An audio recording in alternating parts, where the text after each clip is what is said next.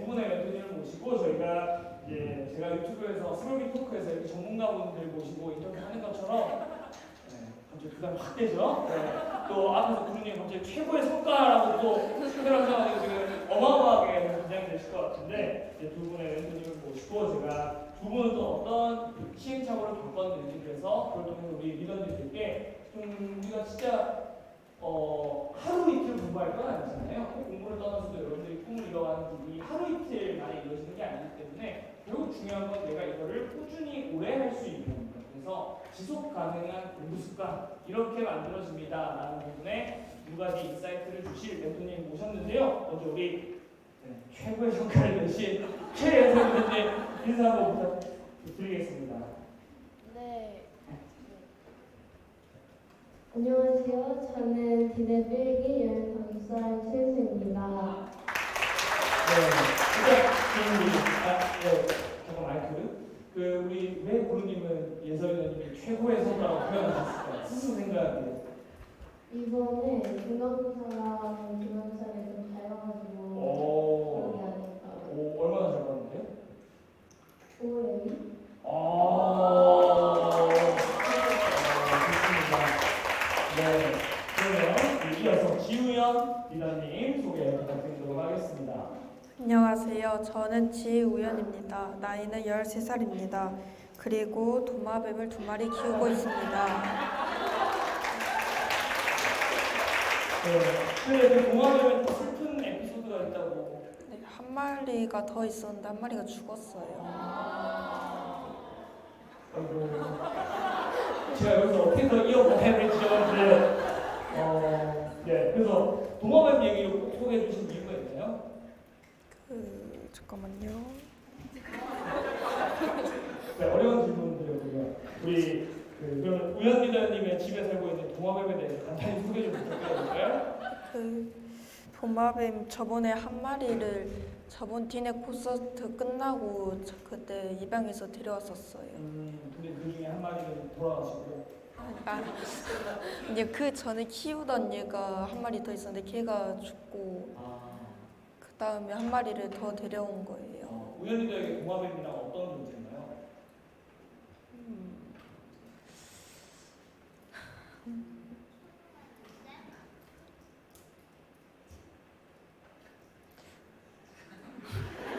나중에 그런 게 있어요. 나중에 여자친구가 생기면 오빠에게 나는 어떤 존재 이런 질문 받을 날이 올 거거든요.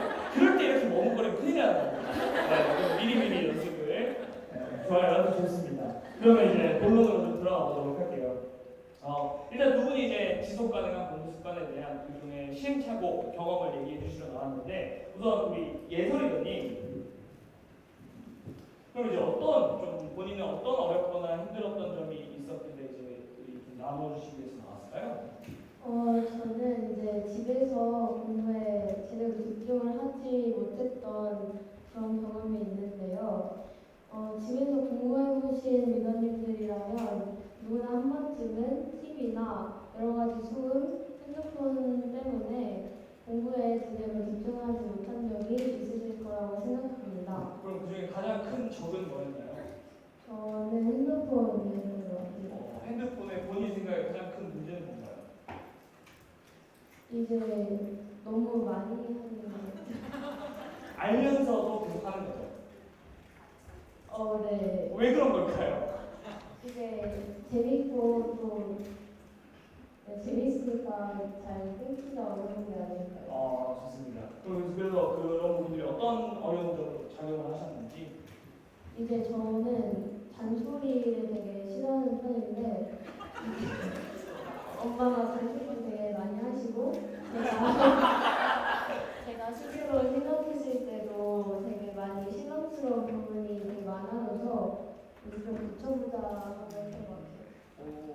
그래서 그런 어렵거나 힘든 점을 이제 스스로 생각한 문제점을 극복하기 위해서 그래서 어떤 노력들을 좀 하셨나요? 저는 진짜 간단하게 집에서 멀리 떨어지는 방법을 선택해서 도서관이나 스터디 카페를 가기로 했어요. 엄마를 피해서? 정보를 피해서? 그런 의도가 그만큼이라도 있었다 없었다? 있었다. 네. 그래서 어떠셨나요? 이제 잔소리도 없고 방해물도 없고 하니까 공부에 확실히 집중이 잘 되는 것 같아요. 그럼 그렇게 해서 좀 뭔가 스스로 생각했을 때 달라진 점이나 성과가 있었나요? 일단은 불 되게 막 사용했던 시간들이 규칙적으로 사용할 수 있게 되었고 잔소리도 안 들었고 핸드폰 사용 시간도 스스로 절제할 수 있었어요. 네, 오늘 우리 최예서 리더님의 말씀의 본질, 핵심은 잔소리 피하고 싶다면 도서관 가라. 네, 슬기로운 또 생활을 공유해 주셨네요. 결국 이제 말씀의 핵심은 이게 뭔가 우리가 맨날 집에 있으면 사실 저도 마찬가지고 대다수의 사람들이 마찬가지인데 집에 있으면 뭐 휴대폰도 있고 컴퓨터도 있고 TV도 있고 정말 나의 집중을 방해하는 거기에 뭐 저도 그때 어머니가 또 이렇게 그런 잔소리를 많이 하셔서 같은 공감대가 있었는데 여튼 그래서 그런 요소들이 있는 곳에서 내가 막 집중해야지라고 하는 게 되게 어려운 일이고 그랬을 때 막 의지를 바꾸려고 하기보다는 내가 상황과 환경을 바꿔서 조금 더 내가 지속 가능한 공부를 할 수 있는 환경에 나를 노출시켜라 라는 게 말씀의 본질 맞나요? 네. 아 좋습니다. 네, 잘 정리했죠? 네, 좋아요. 그러면 이제 우리 우현 리더님 한번 여쭤볼게요. 우현 리더님은 이제 이번 1학기에 공부를 하면서 좀 스스로 아쉬웠던 점, 좀 힘들었던 점 어떤 것이 있나요? 학교에서 시험을 볼 때 평상시에는 준비하지 않다가 시험 보기 전날에만 준비를 해서 힘들었었던 적이 있었어요. 시험 전날에만 공부를 했다. 혹시 나도 그런 경험이 있다 하시는 리더님 너무 다들 웃는 표정으로 손을 이렇게 드시네요. 네, 좋습니다. 그럼 이제 다들 주목하세요. 네, 그래서 어떻게 됐나요? 그래가지고 그 영어 시험 볼 때 10점 맞았어가지고 한번 10점? 네 혹시 뭐 20점 만점인가요? 30점 만점인가요? 100점 만점. 100점 만점! 네, 굉장히 좀 우리 위원님이 인간적으로 느껴집니다. 네. 그러면 이제 10점 받았어요. 그래서 좀 어떤 마음이 드셨어요? 좀 충격적이었어요. 어떤 부분이 가장 좀 충격적이었나요? 그냥 10점 맞았다는 것 자체가. 10이라는 숫자 자체가? 네. 네, 좋아요. 그럼 그 충격 어떻게 해결하셨습니까?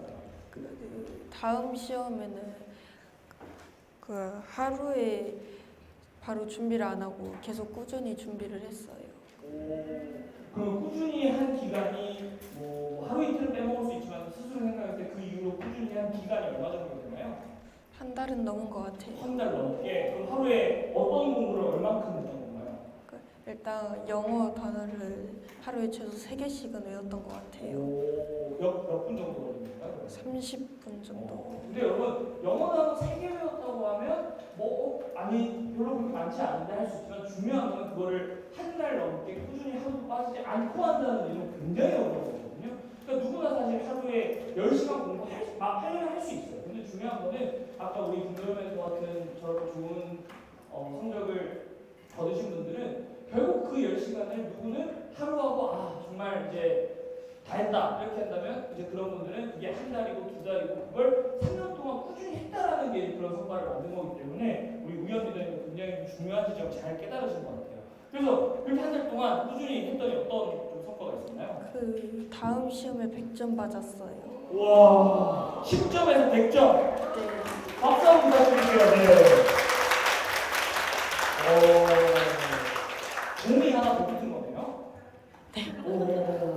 굉장히 저도 성적 급상승 많이 인터뷰해봤지만 10점에서 100점은 잘 없었거든요.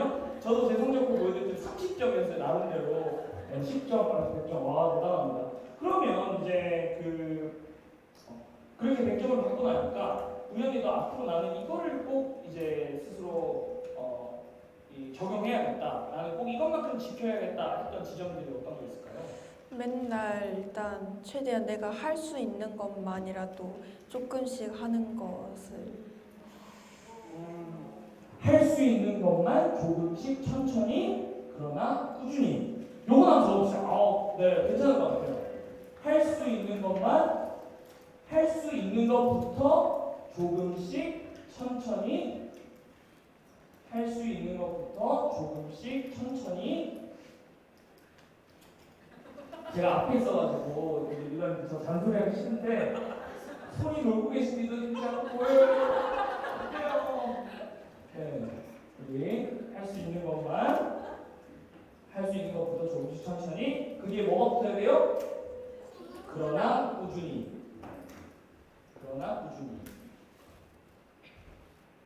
직접 한번 보여주시겠어요? 받아쓰기 시간은 아니지만, 네. 좋아요. 네, 좋습니다. 네, 그러면 우리 우영 리더님 마지막으로 스스로 이런 경험을 통해서 깨우친 바, 그래서 꾸준히 하는 거 조금씩이라도 나눠서 꾸준히 하는 것이 중요하다. 이제 그 얘기를 듣고 좀 이런 마음을 지금 먹으신 리더님들께 뭔가 조언해주고 싶은 바, 이걸 꾸준히 해나가기 위해서 좀 도움을 줄 만한 팁이 있다면? 일단 바쁜 날이 있어도 조금씩이라도 할 거를 하고 맨날 할 거를 일단 정해놓고 그거를 하는 것이 팁 같습니다. 할 거 열심히 해라. 네. 그리고 그럼 그 할 거를 좀 계속해 나가는데 도움이 된 장치가 있다고. 그 플래너 플래너를 지금 쓰신 지 얼마나 됐나요? 플래너 쓴 지가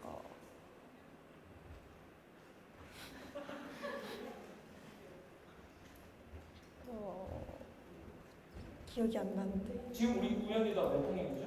6학년이요. 언제부터 썼어요? 5학년이요. 5학년. 그럼 2년 동안 지금 꾸준히 쓰고 있는 건가요? 그 정도? 네. 2년간 플래너를 꾸준히 써오신 우연이님. 그래서 할 걸 잘 플래너에 적고 그 적는 것만으로도 하는데 좀 도움이 됐나요? 네. 좋습니다. 그럼 여러분 다시 이제 결론은 본질로 귀결이 됩니다. 플래너를 열심히 꾸준히 쓰자. 우리 우연이님께 여러분 큰 박수 한번 부탁드리고요. 네, 그러면 이제 또 우리 예설이님 마지막으로 최고의 성과를 내신 예설이님, 네, 우리 리더님들께 본인의 어떤 경험, 시행착오를 비슷한 시행착오를 갖고 있는 리더님들께 한마디 조언을 마지막으로 해주신다면? 일단 노력해서 안 되는 건 있다고 생각해요. 그래서 노력도 안 하고 결정하지 말고 뭐든 노력부터 해봤으면 좋겠습니다. 네, 박수 한번 부탁드리겠습니다. 네, 우리 방금 예설이님이 하신 말씀이 만약 제가 했다면 어마어마한 잔소리가 됐을 텐데 우리 예설이님이 해주셔서 굉장히 좀 우리 위원님들께 진심이 전달되는 그런 메시지가 아니었을까 싶습니다. 본인들의 시행착오를 통해서 또 이게 뭔가 내가 사실 10점 공개하기가 쉽지 않거든요. 그렇게 기꺼이 본인의 시행착오를 이렇게 나누면서 여러분들의 시행착오를 줄이기 위해서 귀한 얘기 나누신 두 분의 리더님들께 큰 박수 부탁드리겠습니다. 네, 고맙습니다. 네, 그럼 여기서 잠깐 치우고.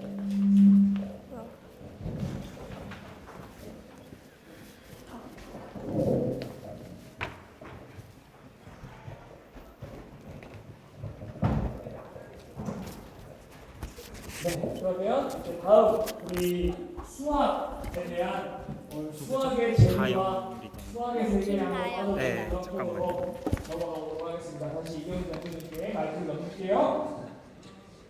네, 이어서 해운대 1차 수학공사 특강이 준비되어 있습니다. 네, 여러분 기대되시나요? 네. 3명의 리더님들이 수학을 제대로 공부하는 게 뭔지 보여준다고 합니다. 여러분, 이 리더님들의 강의를 들으면 수학을 포기한 사람들도 수학의 재미를 붙일 수 있다고 합니다. 그러면 우리 수학 분명 첫 번째 무대를 장식해줄 리더님은 5분 만에 마스터하는 부피 개념에 대한 특강을 진행해줄 예정입니다. 여러분, 중요한 내용을 꼭 필기하는 거 들어주세요. 네, 그러면 우리 김가영 리더님 무대 위로 모셔보겠습니다. 네, 이거 박수 소리가 크지 않아서 지금 무대를 안 나오고 있어요. 박수 소리가 크지 않아요.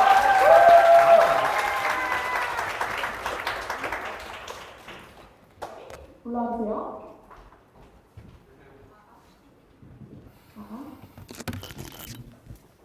안녕하세요.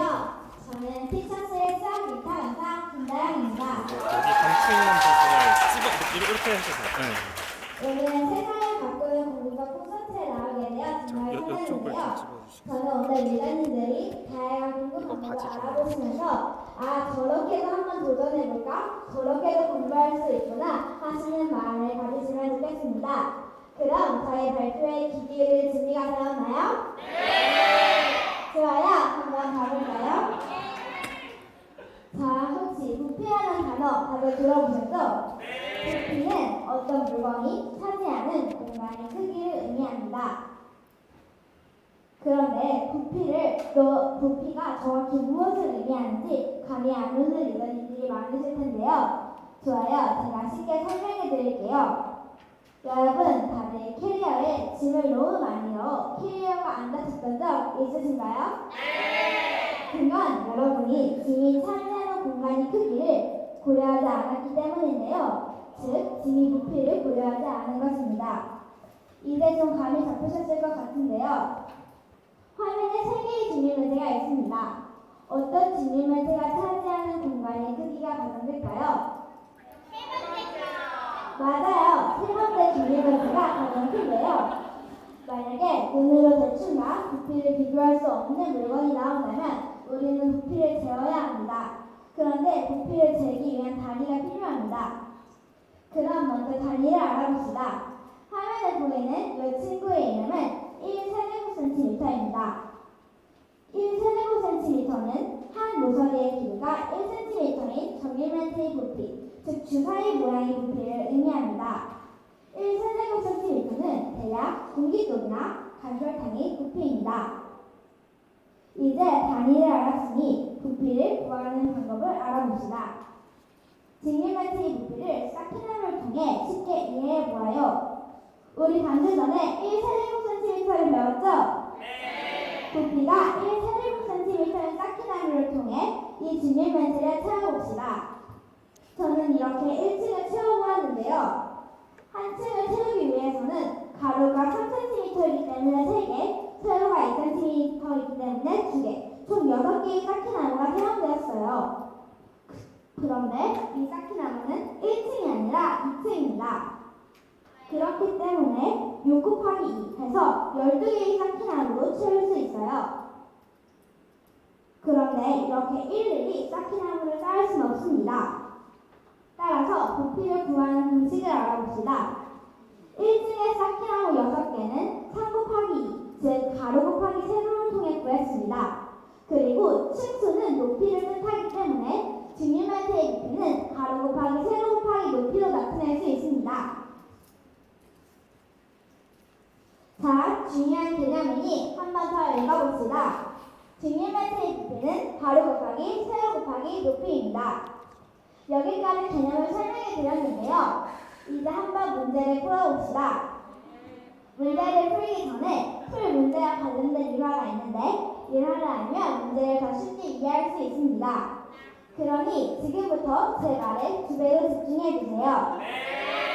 예전에 아르키메데스라는 수학자가 있었습니다. 어느 날 왕은 장인에게 아르키메데스에게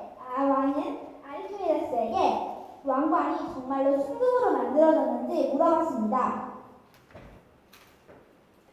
아르키메데스는 왕관을 생산하지 않고 어떻게 하면 왕관이 순금으로 만들어졌는지 안 만들어졌는지 검토할 수 있을까 고민하다가 목욕을 하던 도중 자신이 몸의 부피에 물이 넘치는 것을 보고 유레카를 외칩니다. 모든 물체는 같은 무게더라도 그 안이 빽빽한 정도, 즉 밀도가 달라 공간을 차지하는 정도, 부피가 다르다는 사실을 깨달았기 때문입니다.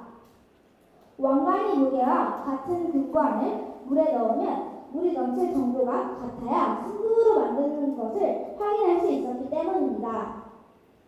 결국 아르키메데스는 실험을 통해 왕관이 미조품이라는 것을 알게 됩니다. 그럼 우리가 풀 문제를 읽어볼까요? 오른쪽과 같은 정밀면체 모양의 수조에 돌을 넣었더니 물이 높이가 4cm 높아졌습니다. 돌의 부피는 몇 세제곱cm일까요? 그럼 우리는 수조에 돌이 넣어지기 전에 물이 높이가 더 낮았다는 것을 알 수 있죠. 그런데 문제에서 돌을 넣으니 높이가 4cm 높아졌다는 조건을 주었어요. 그럼 돌의 부피는 가로인 20, 세로인 14 곱하기 높이인 4 하면 되겠죠? 그래서 이렇게 3개를 곱해주면 1120 세제곱cm가 나옵니다. 이렇게 답은 1120 세제곱cm입니다. 이제 저희 강의는 끝이 났는데요. 저 1타강사의 간단한 설명을 들은 여러분은 절대 부피의 개념을 잊지 못하게 될 거예요. 감사합니다.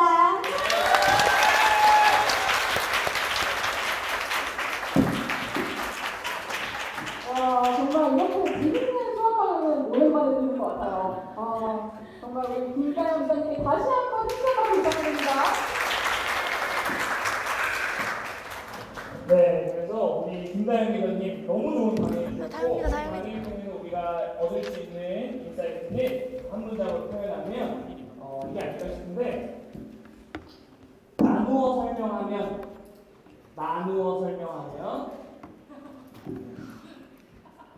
미안합니다. 네, 저도 꼭 그러고 싶지는 않아요. 네, 그래서 여러분들이 뭔가를 도움을 받아가야 되니까 나누어 설명하면 잊을 수 없다. 나누어 설명하면 잊을 수 없다. 방금 오해해주신 분들께 감사합니다. 그리고 우리 리더님들의 거친 표정에 뒤에 분들께 호응을 해주셔서 이렇게 꿋꿋이 할 수 있습니다. 나누어 설명하면 잊을 수 없다. 그래서 어떤 개념을 그냥 퉁쳐서 이렇게 대충 아는 거 말고 내가 나누어 설명했을 때 할 수 있을 때만이 내가 진짜로 그 개념을 이해한 거라는 사실을 여러분들이 꼭 이해하시고 방금 다영 리더님이 설명했던 것처럼 이게 설명을 듣고 부피 쏙쏙 들어놨어요. 이게 중요한 게 아니고 더 중요한 거는 여러분들 집에 가서 딱 6학년이든 중1이든 수학 개념을 방금 이 모습처럼 나도 설명을 할 수 있어야 된다는 게 여러분들에게 꼭 마음속에 남으면 좋겠습니다. 우리 다영 리더님 어디 계신가요? 우리 정말 부피 쏙쏙 강의해 주신 다영 리더님께 큰 박수 한번 부탁드리고요.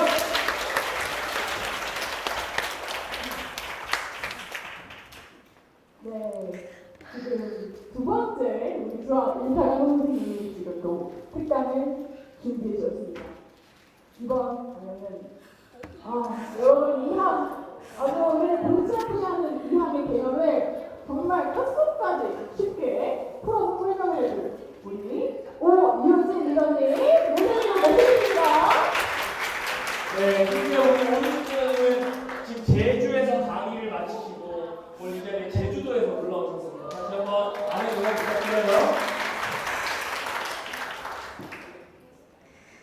안녕하세요. 저는 오늘 수학 1학년 1학기 문자의 사용 단원을 설명할 수학 1타 강사 오유진입니다.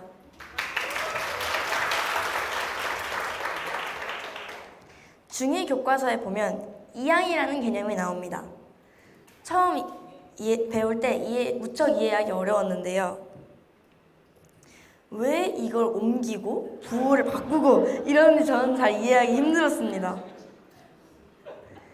하지만 저는 이번에 S디자이너 코스를 해보면서 평소에 완벽하게 이해가 되지 않았던 이항에 대한 개념들을 100% 이해해보고 싶다는 생각이 들었습니다. 중학교에 가면 2x 더하기 4는 x-7과 같은 식들도 많이 봐야 하니 이해하는 게 무척 중요하기도 했죠. 이 S디자이너 코스에서는 복습을 다양한 방법으로 해볼 수 있었습니다. 저도 처음 시작할 때는 복습의 중요성을 알지 못해 왜 해야 하는지 의문이 들었었는데 이항에 대한 것들을 복습해보면서 복습의 중요성을 깨닫게 되었습니다.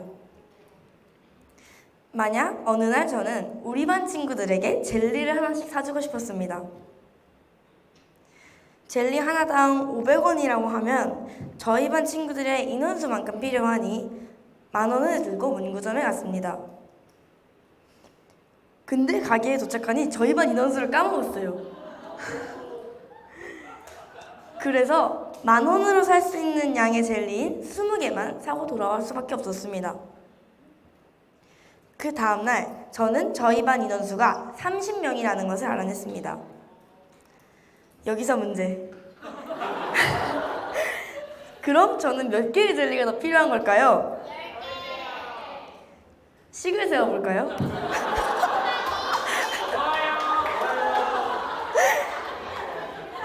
제가 추가적으로 사야 하는 젤리의 개수를 X라고 할 겁니다. 여기에서 X를 미지수라고 하는데 이 미지수를 사용하면 식을 더 간단하게 쓸 수 있습니다. 저는 가장 먼저 20개의 젤리를 사왔어요. 추가로 저희 반 친구들의 양만큼 젤리가 필요하기 때문에 20 더하기 x는 30으로 나타낼 수 있겠죠. 여기에서 x의 값을 알게 되면 제가 더 사야 하는 젤리의 값을 알 수 있겠죠. 20 더하기 x는 30일 때 x를 구하려면 보통 2항 해야 한다고 말하는데 이게 2항 너무 어려워 보이는데 말입니다. 이때 필요한 개념이 2항입니다. 하지만 그냥 2항보다 쉽게 풀 수 있겠죠. 이렇게 한번 생각을 해봅시다. 1 더하기 3은 2 더하기 2. 여기에서 가운데 있는 기호를 등호라고 합니다. 그럼 등호 왼쪽에 있는 항들을 전부 좌변이라고 하고 오른쪽에 있는 항들을 전부 우변이라고 한다면 양쪽에 있는 항을 통틀어서 양변이라고 할 겁니다. 그럼 1 더하기 3은 2 더하기 2니까 양변의 값은 4로 같겠죠? 여기에서 양변에 1을 더해볼까요?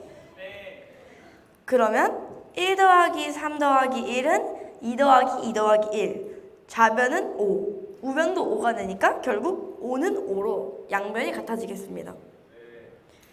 그럼 이번엔 빼볼까요? 1 더하기 3 마이너스 1은 2 더하기 2 마이너스 1이니까 좌변은 3. 우변도 3이 되니까 결국 3은 3이 됩니다. 여기서 알 수 있는 건 양변에 같은 수를 더하거나 빼주어도 그 값은 같다는 걸 알 수 있습니다. 이게 바로 2항의 원리예요.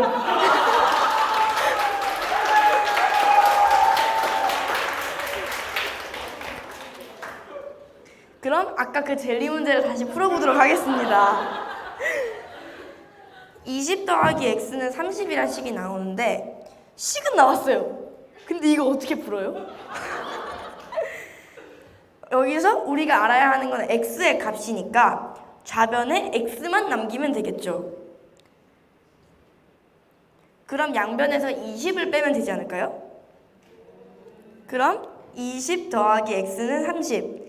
20 더하기 x 빼기 20은 30 마이너스 20인데 좌변에 있는 20 마이너스 20은 0이잖아요. 그러면 20하고 20 둘 다 없어지면 x는 30 마이너스 20이 됩니다. 아하! 결국 좌변에 있었던 20이 마이너스 20으로 부호만 바뀌어서 우변으로 넘어가는 거나 마찬가지가 되겠죠. 그래서 20 더하기 x는 30, 20 더하기 x 마이너스 20은 30 마이너스 20, x는 10이 됩니다. 그럼 더 사야 할 젤리의 개수는 10개가 되겠죠.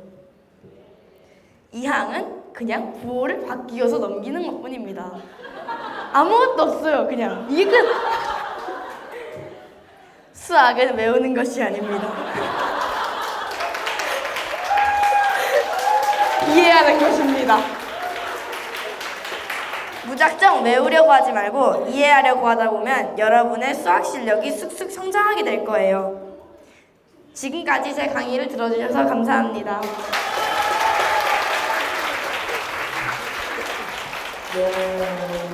세상에서 가장 쉽고 가장 재미있는 이해하는 강의가 아니었나 싶습니다. 그래서 이 강의를 들으면서 저는 한 분의 명언이 떠올랐는데요. 이 강의를 그걸로 대체하겠습니다. 아인슈타인 선생님께서 이런 말씀하셨습니다. 5살에게 설명할 수 없다면 5살에게 설명할 수 없다면 그것은 제대로 아는 게 아니다. 그런 말씀하셨습니다. 5살에게 설명할 수 없다면 그것은 제대로 아는 게 아니다. 방금 저는 이 강의가 5살 친구들 쉽지 않겠네요. 네. 5살 쉽지 않겠지만 한 7살이 가능하지 않을까. 그래서 정말 쉽게 설명을 해주셨는데 5살에게 설명할 수 없다면 제대로 아는 게 아니다. 이 얘기의 핵심은 그만큼 내가 개념을 제대로 이해하고 정확하게 알고 있다면 사실 어려운 말이 아니더라도 쉽게 설명할 수 있다는 겁니다. 그래서 이제 앞에 강의에서는 우리 다영이 선생님이 설명을 하는 것이 중요하다는 걸 보여주셨다면 우리 리더님께서는 유진 리더님께서는 설명을 어느 정도 수준으로 하면 이게 오랫동안 기억에 남을 수 있는지 레퍼런스를 보여주신 게 아닐까 싶습니다. 우리 제주에서 올라오신 리타 강사, 오이진 강사님 큰 박수 한번 부탁드리고요.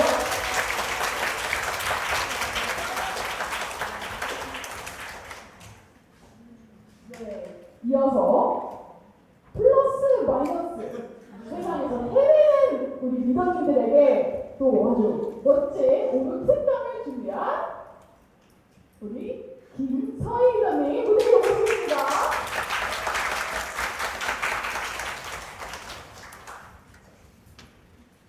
네, 그리고 이번 김서희 기자님의 강의에는 또 보조 강사로 우리 구루님께서 함께 해주십니다. 박수 한번 부탁드릴게요.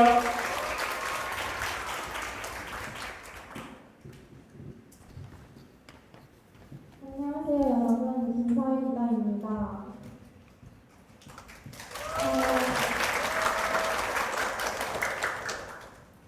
저는 중1 수학 연산을 공부하면서 음의 점수를 빼거나 곱하는 것을 이해하기 어려웠습니다. 예를 들어 5 빼기 마이너스 3과 같이 마이너스 같이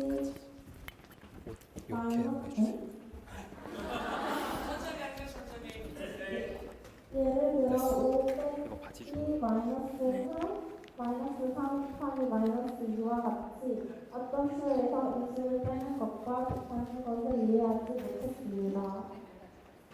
여러분은 정확히 알고 계신가요? 설명하실 수 있으신가요? 아니요.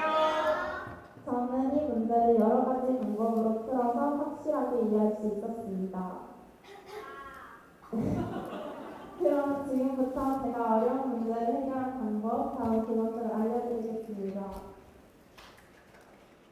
첫 번째 의문점은 빼기와 빼기가 만났는데 왜 더하기가 될까? 였습니다. 두 번째 의문점은 빼기와 빼기가 곱해지면 왜 더하기가 될까? 였습니다. 첫 번째 의문점을 해결해 봅시다.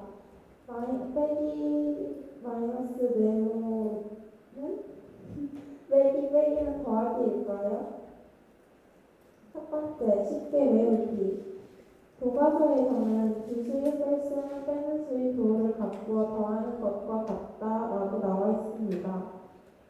이것을 쉽게 외우려면 빼기 두 개가 합쳐지면 더하기가 된다라고 생각하고 십자가 모양으로 외웠습니다. 방법 두 번째, 이익과 손해로 이해하기. 이것은 정수의 뜻을 활용해서 이해하는 것입니다. 정수는 서로 반대되는 것을 나타내기 위해 자연수에 플러스 마이너스 부호를 붙인 것입니다. 그렇다면 플러스 5는 5만큼의 이익을 나타내고 마이너스 3은 3만큼의 손해를 이야기합니다. 그런데 마이너스 3을 빼는 것은 손해를 없애는 것이므로 오히려 이익이 됩니다. 결과적으로 빼기 마이너스 3은 플러스 3과 같습니다. 방법 세 번째, 교과서 그림으로 이해하기. 조건을 보면 파란 공은 플러스 1을 나타내고 빨간 공은 마이너스 1을 나타냅니다. 또 파란 공 한 개와 빨간 공 한 개가 있으면 0이 됩니다.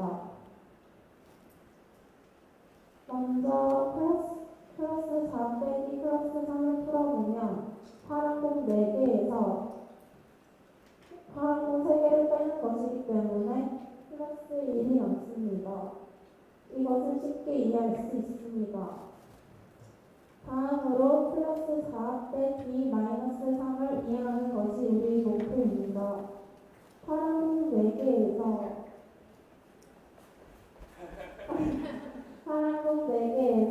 빨간 공 3개는 뺄 수 없습니다. 그래서 파란 공 4개에서 빨간 공 3개를 넣어줘야 합니다.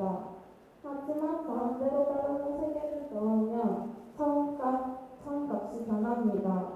그래서 처음값에 변화가 없도록 파란 공 3개와 빨간 공 3개를 함께 넣습니다. 이제 공예 개수는 모두 10개이지만 그 값은 처음과 변화가 없습니다. 여기가 있습니다. 이제 우리는 빨간색 3개를 뺄 수 있습니다. 10개의 공에서 빨간색 3개를 빼내면 파란색 공 7개가 남기 때문에 답이 플러스 7이 됩니다.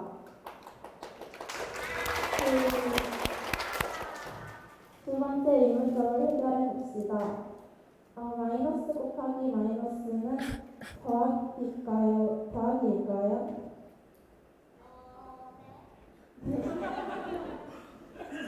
사회 곱해지는 수가 1씩 줄어들 때마다 결과는 3씩 줄어듭니다. 이렇게 하다 보면 3 곱하기 마이너스 1은 0보다 3 작아진 마이너스 3이고 3 곱하기 마이너스 2는 마이너스 3보다 3 작아진 마이너스 6이 됩니다. 곱해지는 수가 1씩 줄어들 때마다 결과는 3씩 줄어듭니다. 이렇게 하다 보면 마이너스 1 곱하기 3은 0보다 3 작아진 마이너스 3이고 마이너스 2 곱하기 3은 마이너스 3보다 3 작아진 마이너스 6입니다. 이제 곱해진 수가 마이너스 3인 경우를 살펴보겠습니다. 마이너스 3에 곱해지는 수가 1씩 줄어들 때마다 결과는 3씩 줄어납니다. 왜냐하면 곱하기는 반복되는 횟수인데 마이너스 3이 반복되는 수가 줄어들기 때문입니다. 마이너스 3 곱하기 0은 0입니다. 마이너스 3에 곱해지는 횟수를 또 한 번 줄이면 결과는 3만큼 더 커집니다. 따라서 반복되는 횟수를 또 한 번 줄인 마이너스 3 곱하기 마이너스 2는 6이 됩니다. 여러분, 앞으로는 수학 문제가 있다면 맨날 며칠 잡고 늘어주세요.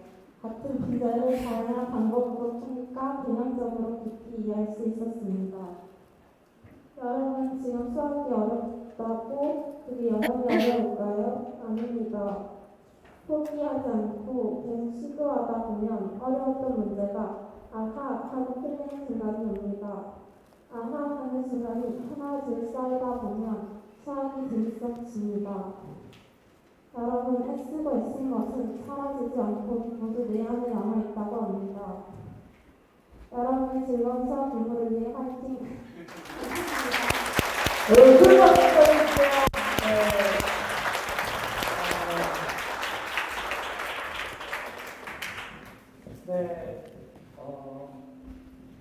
이 강의를 한 줄로 요약한다면 저는 이게 아닐까 싶은데 굉장히 앞으로 우리 리더님들 수학 공부에 도움이 될 만한 인사이트를 나눠주셨습니다.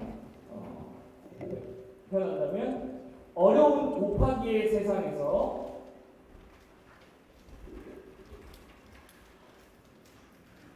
쉬운 더하기를 떠올려라.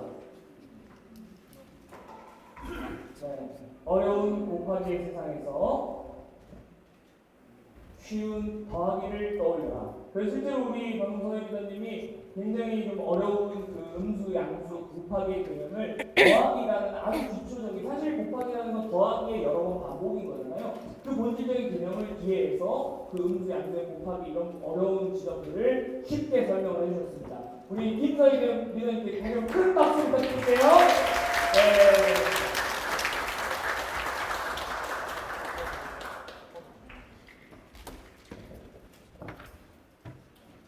네, 이제 해바고 콘서트 총 2개의 세션이 남아있습니다. 해바고 콘서트 Part 4 수동적 공부 vs 적극적 공부. 이것만 제대로 하면 무조건 10점은 오른다고 합니다. 총 3명의 리더님들이 파트 4를 장식해줄 예정인데요.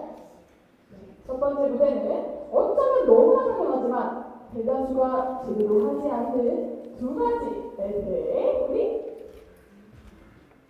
하리 리더님이 무대를 장식해줄 예정입니다. 네, 무대 안녕하세요.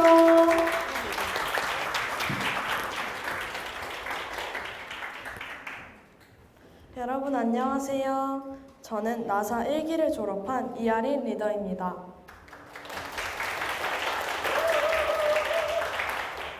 다들 아시겠지만 저는 오늘 저만의 공부법을 여러분께 소개해드리려 이 자리에 섰습니다. 그럼 지금부터 제가 소개할 공부법을 말씀드리기 전에 먼저 저의 친구 이야기를 들려드리려고 합니다. 제 친구 중에는 과학 공부를 열심히 하는 친구가 있습니다. 그 친구는 매일 유명 과학 문제집 O2를 열심히 풀었습니다. 하지만 그 친구는 시험이 끝나면 항상 이렇게 외쳤습니다. 아, 진짜 망했어. 그리고 반전도 없이 실제로 결과도 망했습니다. 그 친구의 과학시험 점수는 항상 60점대였어요. 하지만 전 알고 있었습니다. 늘 망하는 결과를 내는 그 친구의 잘못된 공부 방식을요. 그래서 저는 그날 친구의 과학 공부를 도와주기로 결심했습니다. 그 친구에게 하루 20분, 5일 자투리 시간에 저만의 공부법을 알려주며 함께 공부해보자고 했어요. 그렇게 저는 저만의 공부법을 알려주며 그 친구에게 공부를 가르쳐주기 시작했습니다. 그로부터 일주일 후 저희는 다시 과학시험을 보게 됩니다. 1학기 내내 60점대에 머물렀던 저의 친구의 과학 점수 몇 점이었을까요? 100점을 생각하셨나요? 그 친구는 97점을 맞았습니다. 5일 만에 40점을 오르게 한 저만의 공부법, 뭔지 궁금하지 않으신가요? 그럼 지금부터 저만의 공부법 2개에만 집중한다, 이충실 공부법을 설명해 드리겠습니다. 저의 이충실 공부법은 말 그대로 딱 2가지에 집중하는 공부법인데요. 그 2가지가 무엇일 것 같나요?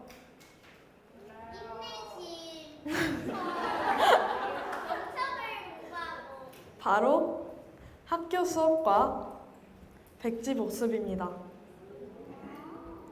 첫 번째로 학교 수업 집중해서 듣기입니다. 혹시 실망하셨나요? 아니요. 기대했어요. 감사합니다. 사실 제가 생각해도 수업을 집중해서 들으라는 건 정말 뻔하고 지루한 말인 것 같습니다. 솔직히 말씀드리면 저도 초등학교 때까지만 해도 수업 시간에 교과서 한 귀퉁이에 낙서를 하며 선생님 말을 흘려듣기 일쑤였습니다. 그런 제가 중학교에 들어와 수업을 집중해서 듣기 시작했습니다. 왜일까요? 100점 받고 싶어서? 목적이 생겨서? 바로 선생님께 잘 보이고 싶었기 때문입니다. 그런데 웬일이죠? 수업을 집중해서 듣다 보니 좋은 점이 정말 많더군요. 수업을 집중해서 들었더니 교과서의 내용이 내 머릿속에 들어오기 시작했습니다. 이것뿐만이 아닙니다. 수업을 집중해서 들었더니 시험 문제에 뭐가 나올지도 예상할 수 있었습니다. 선생님께서 유난히 많이 말씀하시는 부분, 그 부분이 바로 시험에 집중적으로 출제될 부분이라는 것을 알 수 있었죠. 또한 교과서에는 나와 있지 않지만 선생님께서 말로 설명하시는 부분도 시험에 많이 출제되기 때문에 그런 부분은 필기를 해두고 공부하기가 훨씬 수월했습니다. 제가 친구와 공부를 할 때에도 제 교과서에 필기한 것들을 보여주고 선생님께서 강조하신 부분을 설명해주며 공부했습니다. 2번째는 백지 복습입니다. 백지 복습이란 말 그대로 백지 위에 내가 배운 내용을 보지 않고 적는 방법인데요. 혹시 여러분은 개념 공부를 할 때 어떤 식으로 하시나요? 단어를 적고 그냥 백지에 타이머 세고 그냥 하나 둘 셋 생각대로 머리에 있는 거 잡는 오, 제가 생각한 방법은 자습서 N회 독과 교과서에 있는 내용을 베껴 적는 방법이었는데요.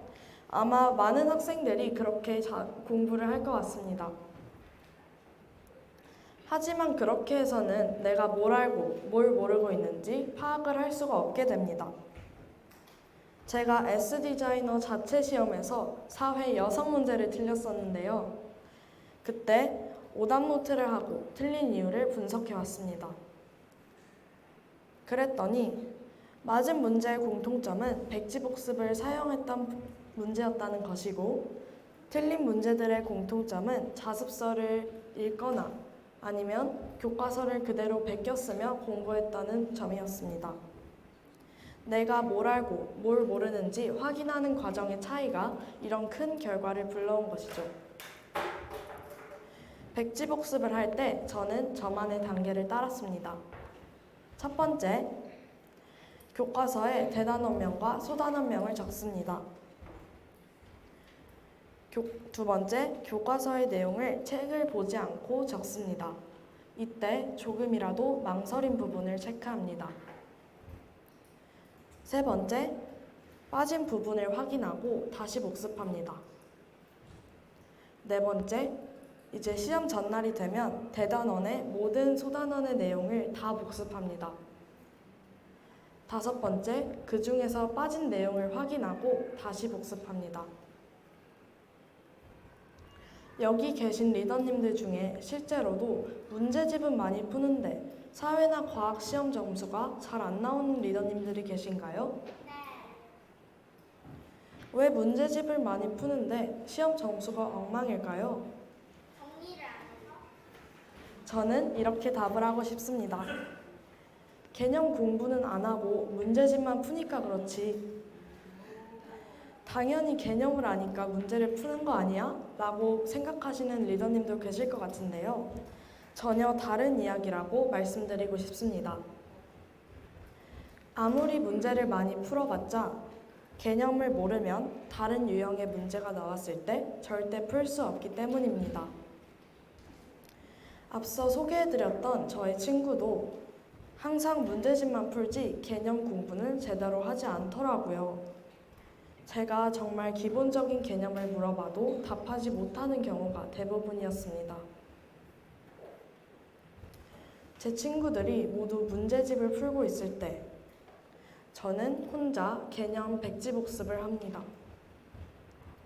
제 친구들이 모두 교과서에 낙서를 하고 있을 때 저는 선생님의 말씀에 귀 기울여 듣습니다. 그리고 제 친구들이 모두 B, C, D 등급을 받을 때 저는 A 등급을 받습니다. 지금까지 저의 이충실 공부법을 소개해 보았는데요. 오늘 제가 발표한 두 가지. 첫 번째 뭐였죠? 두 번째는요? 네, 이 두 가지를 잘 기억하셔서 여러분의 공부에 활용하셨으면 좋겠습니다. 지금까지 이하린 리더였습니다. 감사합니다.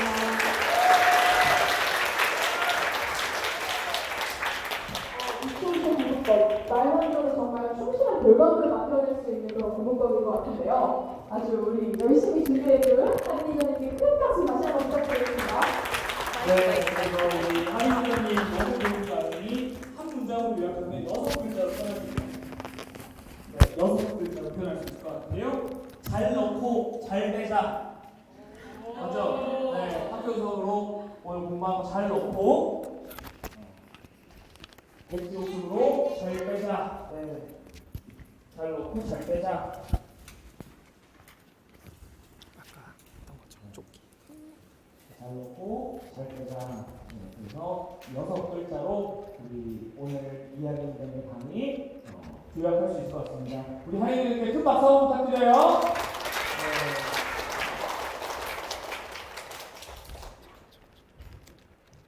네, 이번 주제는 공부가 처음인 당신에게 가장 쉽게 적용할 수 있는 공부법에 대해서 이야기를 해준다고 합니다.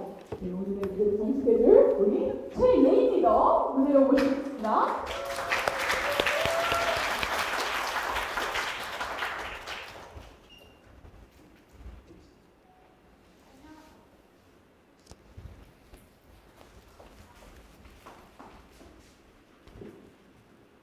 안녕하세요. 저는 남한의 공부법을 발표할 새해 인사입니다.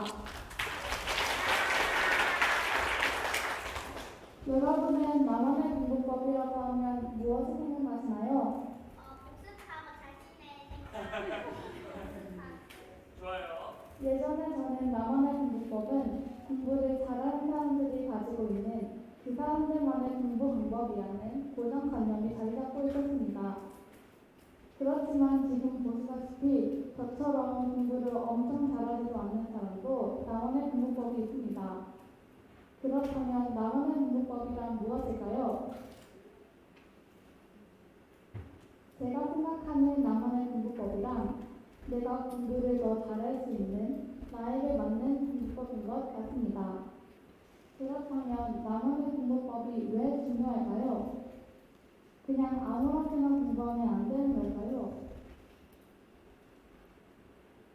사실 아무렇게나 해도 되지만 나만의 공부법을 하는 이유는 시간을 효율적으로 잘 활용하면서 공부 효과가 높은 방법을 사용하면 공부가 더 잘 되기 때문이라고 생각합니다. 이렇게 저는 나만의 공부법을 하면서 달라진 점이 한 개 있습니다. 이 사진을 한번 봐주세요. 왼쪽 사진은 나만의 공부법이 생기기 전에 복습 사진이고 오른쪽 사진은 나만의 공부법이 생긴 후의 복습 사진입니다. 두 사진의 차이가 보이시나요? 왼쪽 사진은 거의 검정 볼펜으로만 작성한 반면 오른쪽 사진은 중요한 단어들만 다른 색깔로 작성하였습니다. 이제 저의 공부법이 짐작이 가시나요? 저의 공부법은 바로 야 너도 공부법입니다. 이 공부법은 이분 그대로 너도 할 수 있어 라는 의미를 가졌는데요. 누구나 쉽게 암기를 잘할 수 있도록 도와주는 공부법입니다. 지금부터 어떻게 이 공부법을 하는지 알려드리겠습니다. 이쪽끝하고 잘 들어주세요. 첫 번째, 복습 노트에 작성한 내용 중 중요한 내용을 밑줄했습니다. 이 사진처럼 내가 중요하다고 생각하는 내용을 동그라미 치거나 밑줄을 그어줍니다. 두 번째, 중요한 내용 중에서도 내가 생각하기에 가장 중요한 단어와 문장을 표시합니다. 눈에 띄게 표시하려면 형광펜이나 색깔이 진한 펜으로 하는 것이 좋겠죠? 세 번째, 복습노트를 작성하며 미리 표시한 단어, 문장들만 다른 색으로 작성합니다. 여기 동그라미 표시된 부분처럼 중요한 단어는 색깔펜으로 작성합니다. 이 부분처럼 중요하지 않은 문장은 검정펜으로 작성해 주시면 됩니다. 네 번째, 시험 공부할 때 색깔로 표시된 낱말들을 중심으로 암기합니다. 이렇게 만들어진 복습 시트를 시험 공부할 때 표시된 부분을 중심으로 암기하면 암기가 더 잘 됩니다. 정리하면 첫 번째, 복습 노트를 작성한 내용 중 중요한 내용을 밑줄긋는다. 두 번째, 중요한 내용 중에서도 내가 생각하기에 가장 중요한 단어와 문장을 표시한다. 세 번째, 복습 노트를 작성하며 미리 표시한 단어, 문장들만 다른 색으로 작성한다. 네 번째, 시험 공부할 때 색깔로 표시된 낱말들을 중심으로 암기한다. 근데 그냥 이렇게 쓰여져 있으면 너무 밋밋하고 한눈에 잘 안 들어오지 않나요? 그렇다고 이렇게 거의 모든 낱말을 다 표시를 하면 어지럽고 뭐가 뭔지 잘 모르겠죠? 특히 세 번째 문장은 색도 연한색으로 표시해서 잘 보이지 않고 네 번째 문장도 검은색과 비슷한 색으로 작성하면 눈에 잘 안 띄죠. 그래서 밑줄 낱말들 중 내가 정말 중요하다고 생각하는 것만 골라서 눈에 잘 보이게 연한 색깔로 작성하는 것이 좋습니다. 좀 전보다 이게 훨씬 더 눈에 잘 들어오고 중요한 것만 보기 좋습니다. 어때요? 참 쉽죠? 아무리 간단하고 편한 공부법이라도 효과가 있어야 사람들이 따라하겠죠? 그래서 이 공부법의 가장 큰 효과는 짧은 시간 안에 비교적 많은 내용을 외울 수 있다는 것입니다.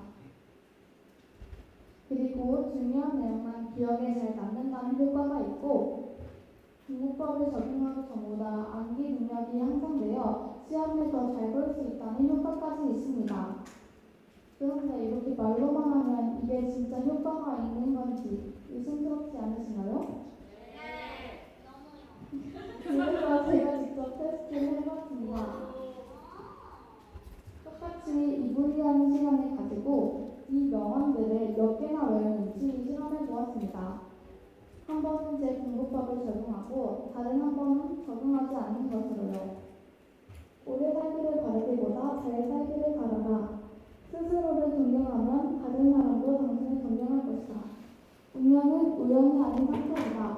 기다리는 것이 아니라 성취하는 것이다. 삶이 있는 한 희망은 있다. 낭비한 시간에 대한 후회는 더 큰 시간 낭비이다. 여러분은 이 명언들을 2분 동안 몇 개나 외우실 수 있을 것 같나요? 0개요. 예전에 저는 짧은 시간,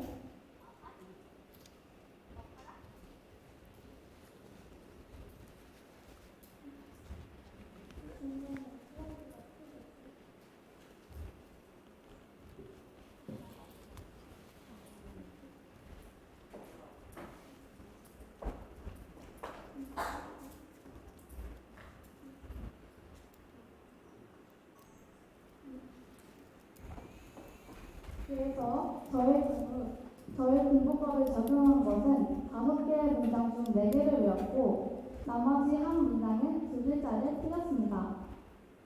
그리고 적용하지 않은 것은 5개의 문장 중 3개를 외웠고 나머지 2문장은 총 7글자를 틀렸습니다. 따라서 이 테스트를 통해 저의 공부법을 적용한 것이 암기가 더 잘 된다는 것을 알 수 있습니다.